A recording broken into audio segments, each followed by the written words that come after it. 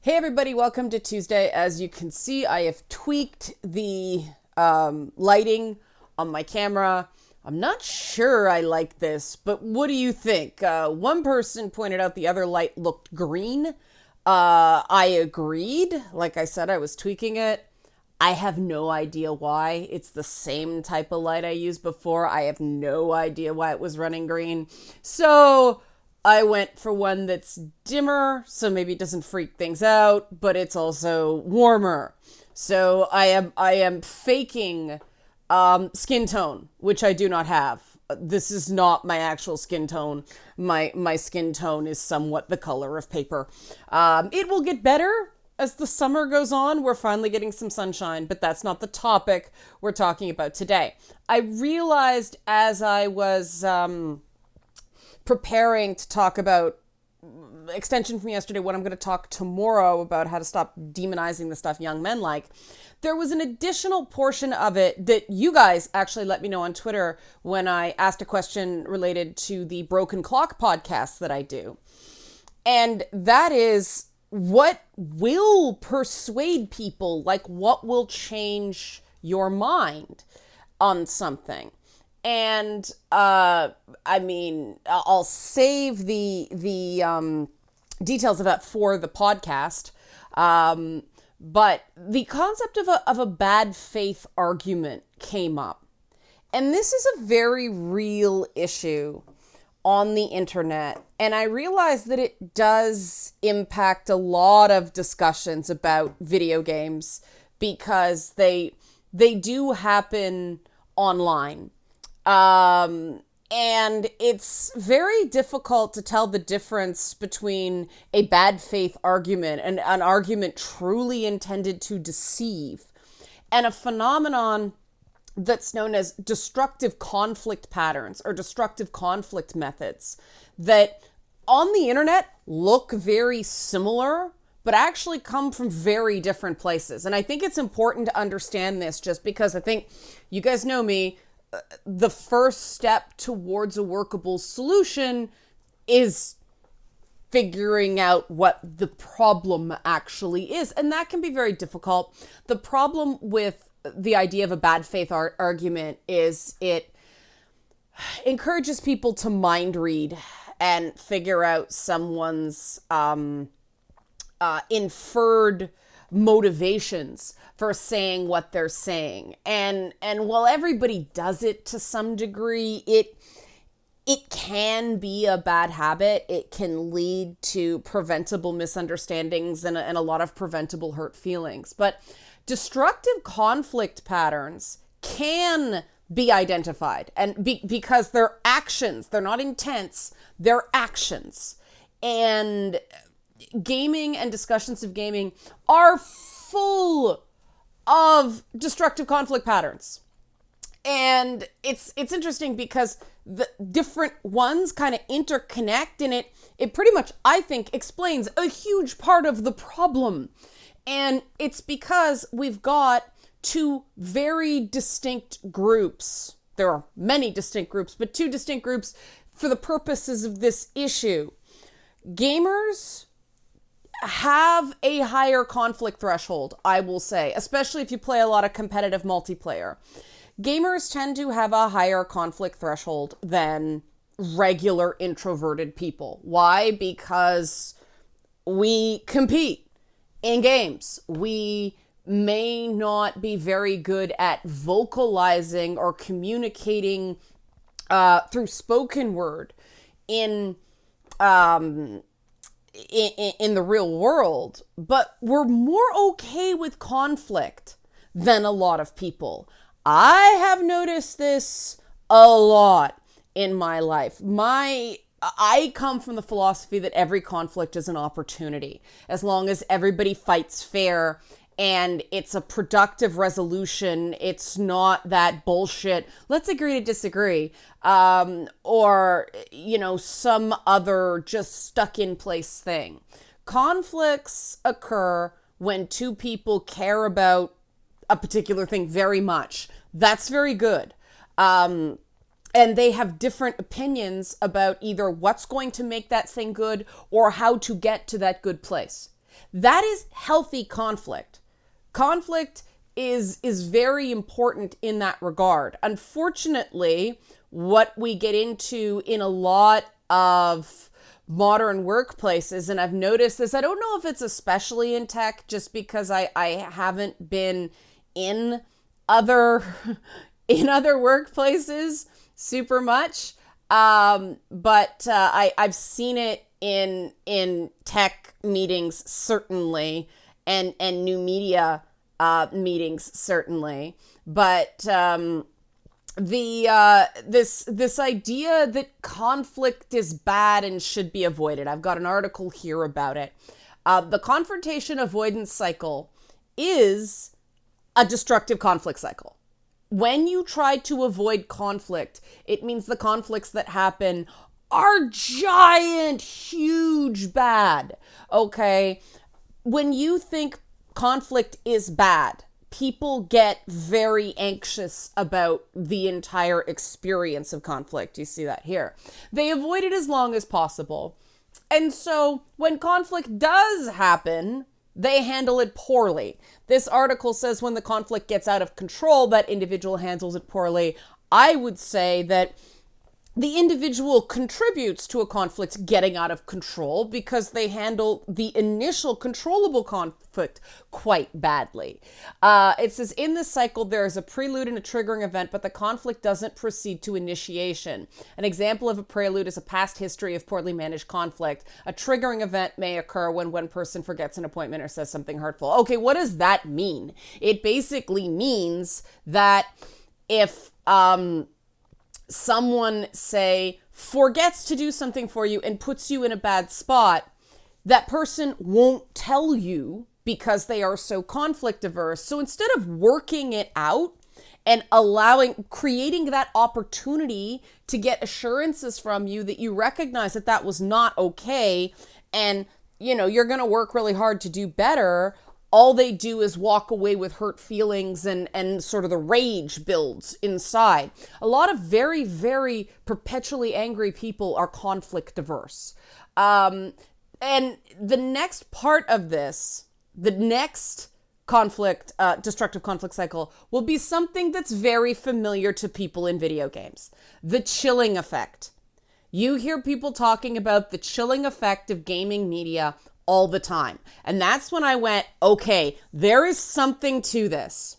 The chilling effect, it says, is a special case of avoidance and occurs when one person in a relationship here, but in a team, in the media, whatever, withholds grievances from the other, usually due to fear of the other person's reaction.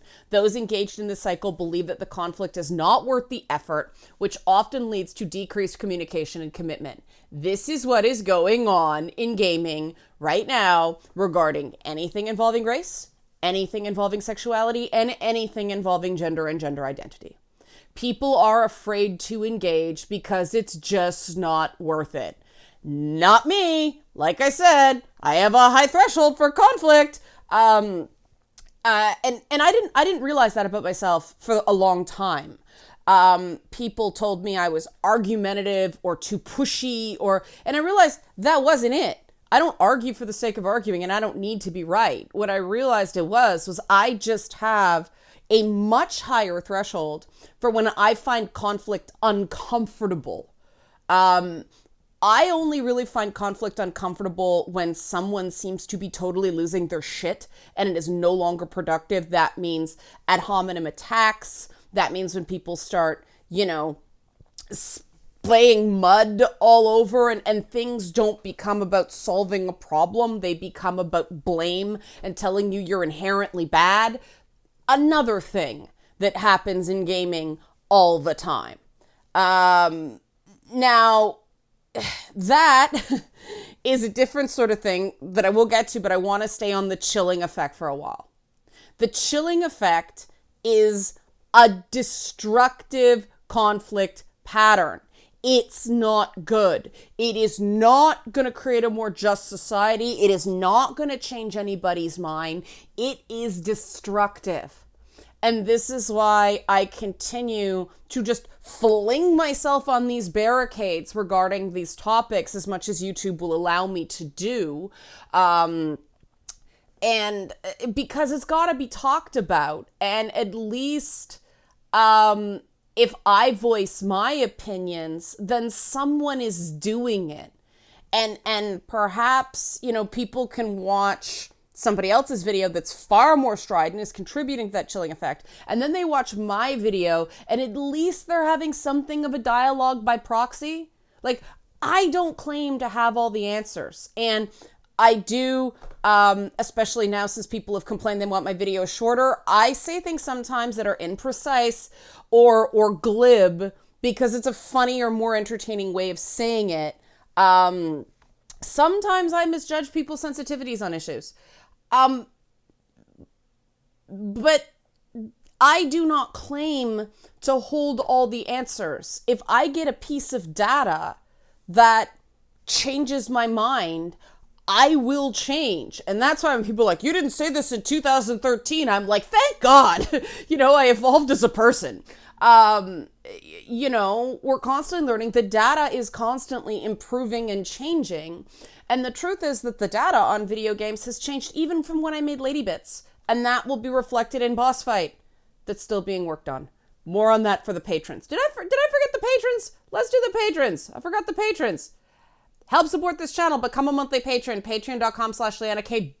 Big Boss Fight update this Thursday. Preview time. Because now I have enough footage to do the preview. But, okay.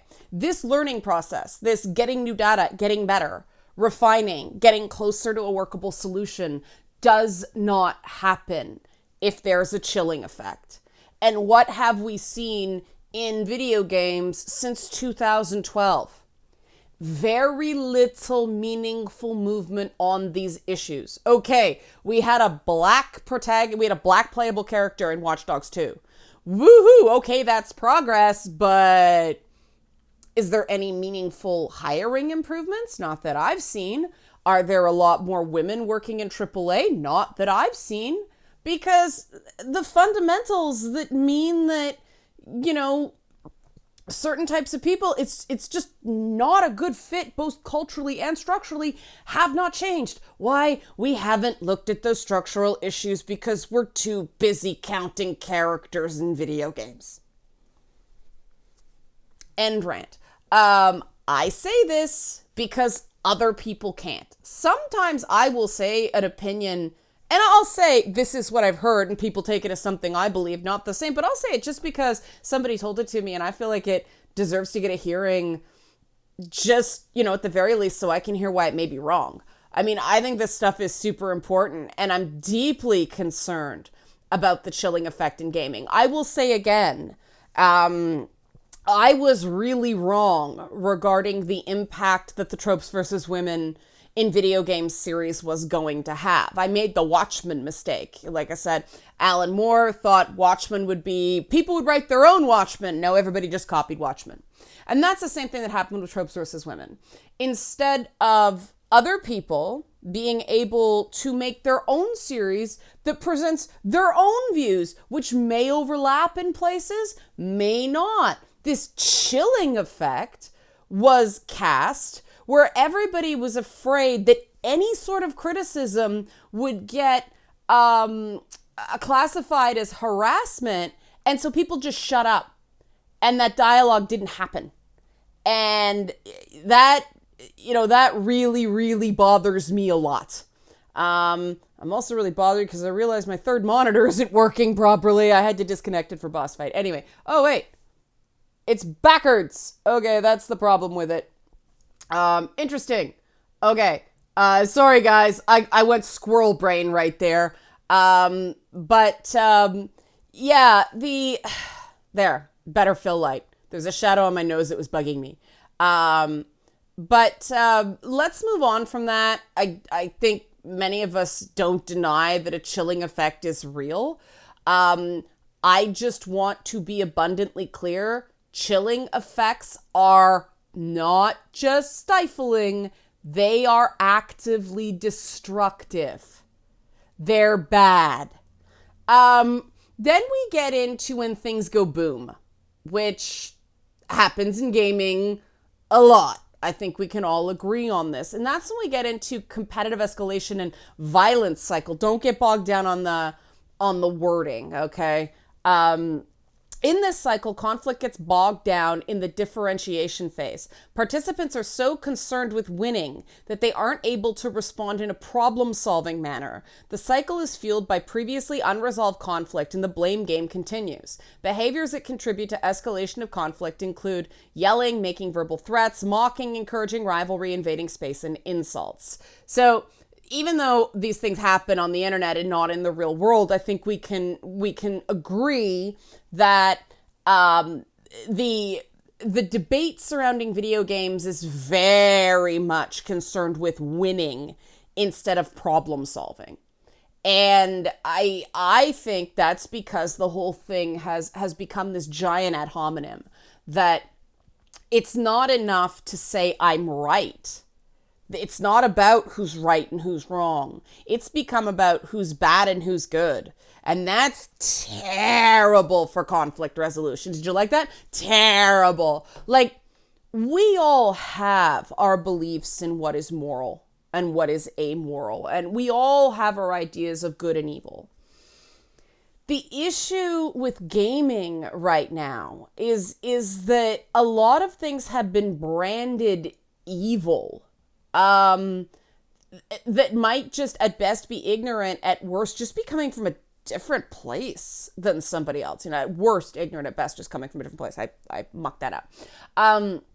But, you know, when people feel that if I'm wrong, I'm evil, they won't back down, you know. I think on the other end, it's this false idea that if I'm wrong, I deserve the harassment I got. No, that's not so either. You know, you can be dead wrong and people should still be able to communicate in a less aggressive way. The problem is that we have been locked in a destructive conflict pattern collectively in gaming for the last 10 years. I mean, yeah, Tropes versus Women started in 2012, but let's face it was starting before that.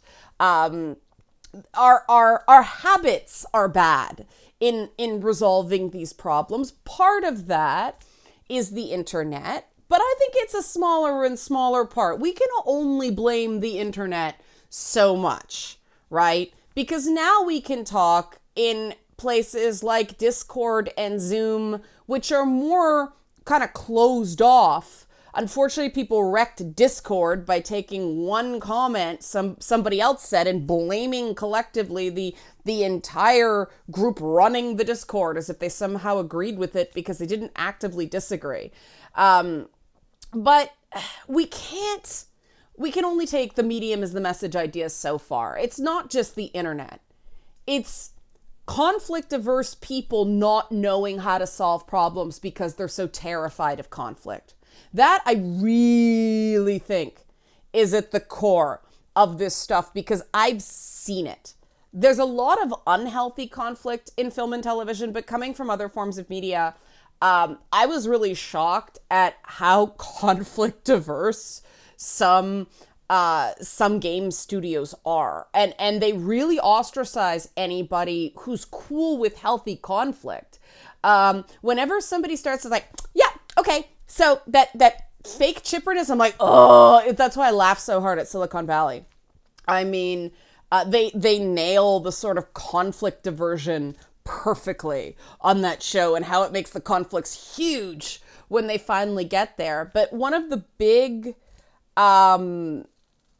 adjustments I had to make coming from, TV to gaming is just how conflict averse people are, in a well-managed production. There are many not well-managed productions out there.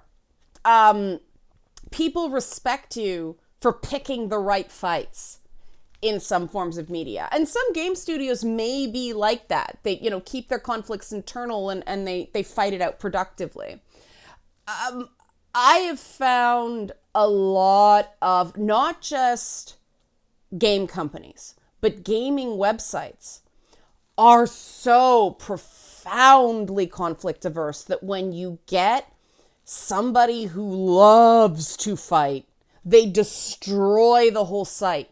It just takes one person who is either profoundly passive aggressive or a flat out bully to just wreck an entire environment. And I think that part of the rage that pours out of gaming websites has to do with that behind the scenes. That everybody is so conflict averse that everyone is constantly angry.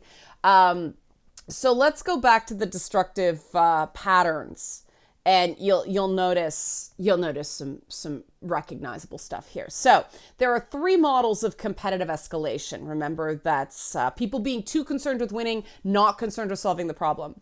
Aggressor defender, conflict spiral, and structural change. In aggressor defender, one person acts as the instigator or aggressor, and the other person engages in defensive behavior. This creates a power imbalance in which the defender frequently feels unable to gain an upper hand or put a stop to the conflict because they are continually on the defensive. You're probably all nodding right now because that's a lot of fights about gaming. In the conflict spiral, the participants are engaged in a very intense, repetitive cycle of action and reaction. Gamergate! No, sorry. In structural change, indirect confrontation is utilized, which may take the form of passive-aggressive communication, and one or both the participants take the conflict to other people. That happens on the internet a lot, too. And I cannot stand it. I get pissed off when someone comes to me and this hasn't happened in a while, to be clear, but when people used to be, you should see what they're saying about you in Kotaku in action. And I'm like, they're entitled to say things about me. I don't have to look, but aren't you interested? Well, not terribly. And then I'd actually have people go, you don't know how to accept criticism. It's like, that's not it.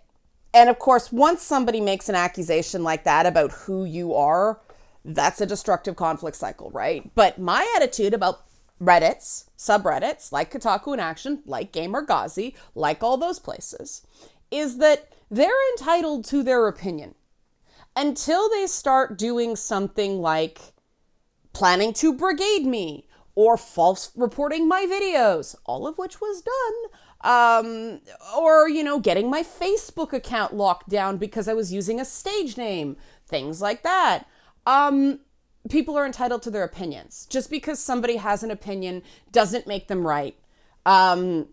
People speak very differently when they are bringing a concern to a person than they speak when they're just spitballing with their friends. People do tend to grandstand in environments like that.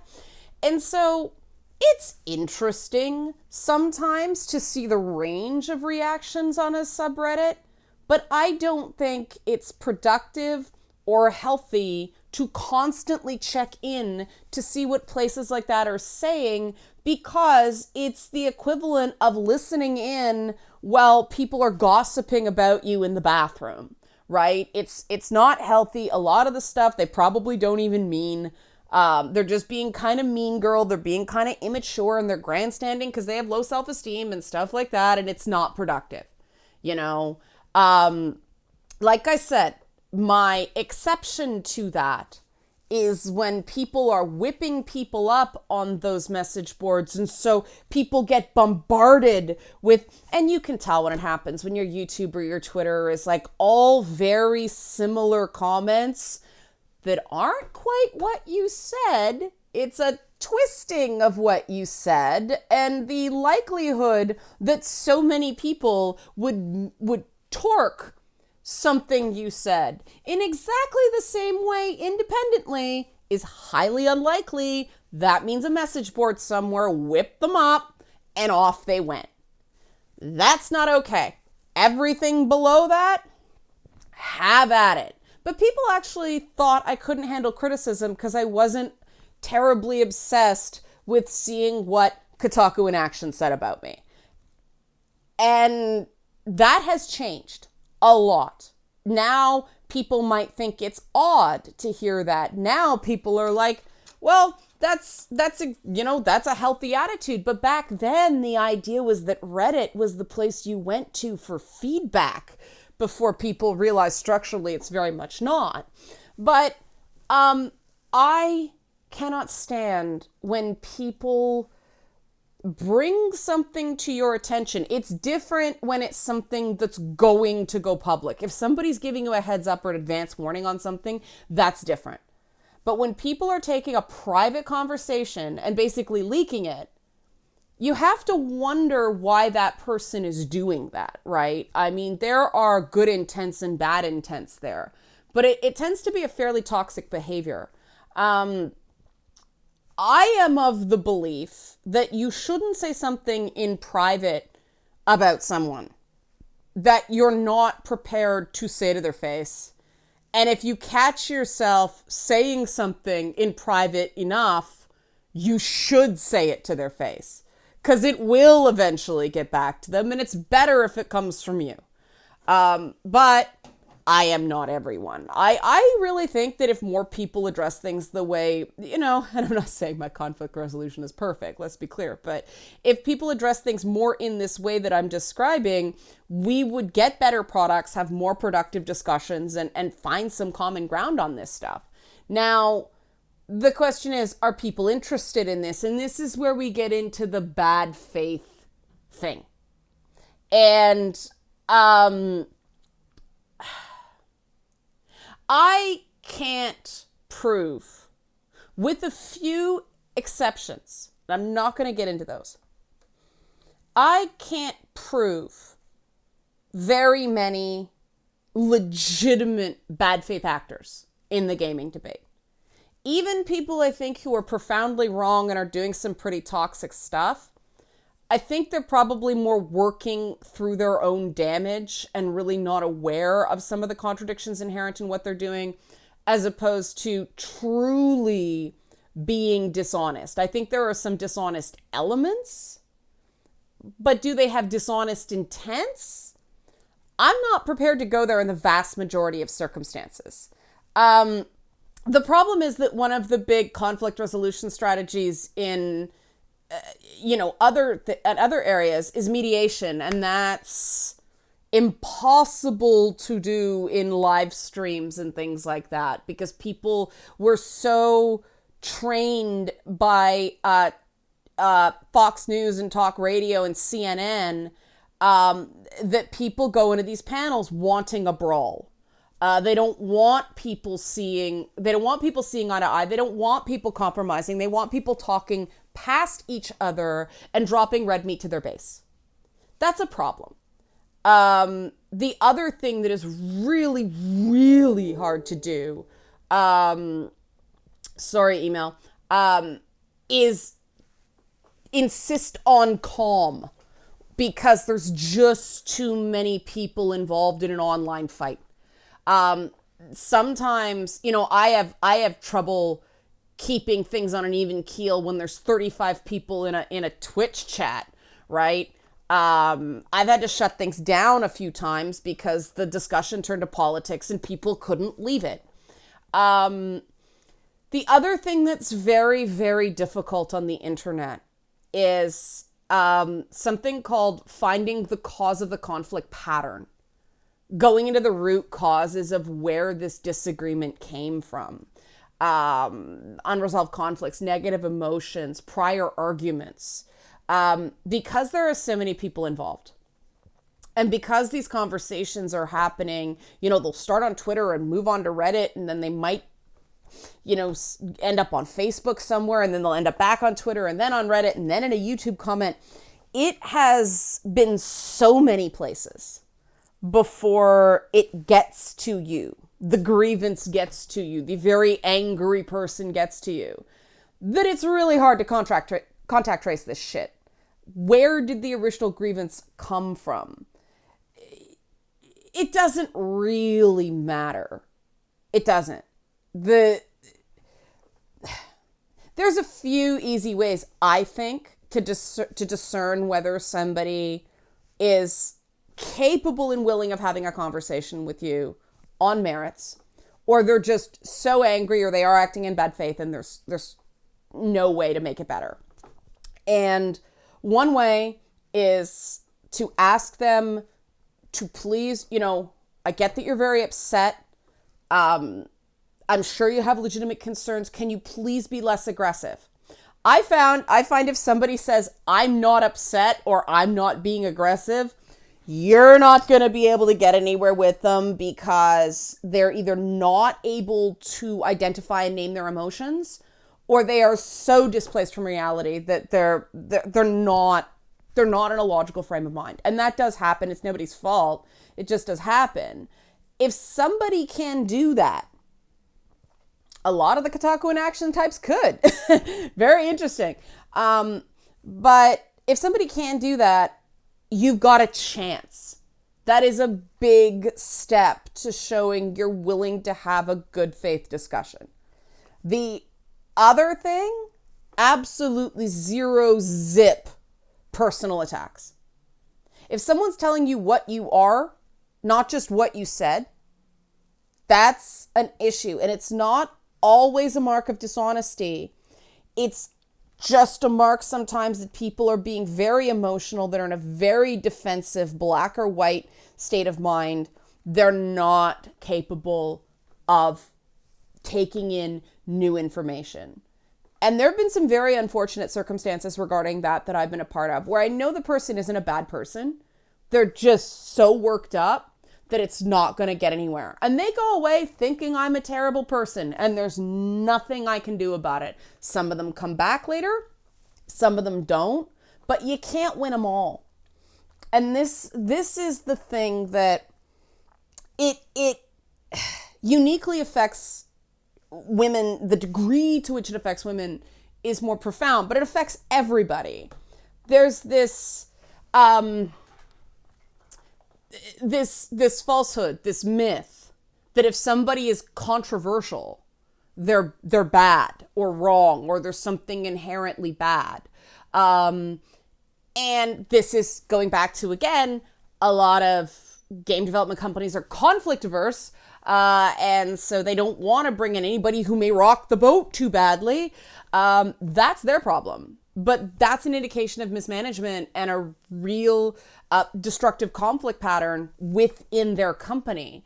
But other people use too controversial to dismiss. Somebody may be saying controversial things because what they're saying is inherently important. And so people have strong feelings about things. I don't think people like Anita Sarkeesian should be dismissed just because they say controversial things. I want to make that super clear, because I would be a hypocrite. I say controversial things. But it's amazing how many game studios, how many gaming outlets, like gaming publications, websites, she's too controversial. She's too polarizing. Isn't that exactly what you want? I mean, those game sites publish polarizing content all the time. It's a euphemism for thought crimes. I mean, let's face it. It's a euphemism for thought crimes. And that's when you start getting into, you're almost at proving bad faith. It could just be not that. It could be that there's somebody in upper management at a particular website who just hates, say, my guts, and pitching to them is just going to be a non-starter because they're irrational. That's not the fault of anybody else. That is somebody who's not doing their job as a journalist. But that happens a lot, and there's nothing we can do about it. And I hope you found, and that's where I want to leave this. When you get into something like this, why would you continue to fling yourself at a potential bad faith argument, right? Why would you continue to try to persuade somebody who's not persuadable? Well, that's when you get into the I need to win as opposed to I need to solve problems. And for me, when I catch myself doing that, that indicates there's some work I need to do in me to figure out whether this issue is worth throwing myself in the barricades. And sometimes I determine it is. A lot of the issues I continue to talk about, even though YouTube demonetizes it, these are fundamentally important. I know they help a lot of people. I know it helps some people to feel like somebody is on their side, and so they can calm down and come at things from in a more productive way. And I think that's important. That's important enough to catch some flack for. Other things, not so much. So that's, again, a lead up to what we're going to talk about tomorrow, which is how do we stop demonizing stuff young men like? It's going to be a big swing. I'm probably going to be wrong about a lot, but should be entertaining. That's all for me today. Help support this channel. Become a monthly patron. Patreon.com/LeannaK. Don't forget about Twitch tonight. Twitch tonight. Don't forget. And check my Twitter for an announcement about a potential radio gig that I didn't want to get too much into because it would waste time. But check my Twitter at around 4 p.m. today Eastern for some sort of announcement. Okay, thanks. Bye.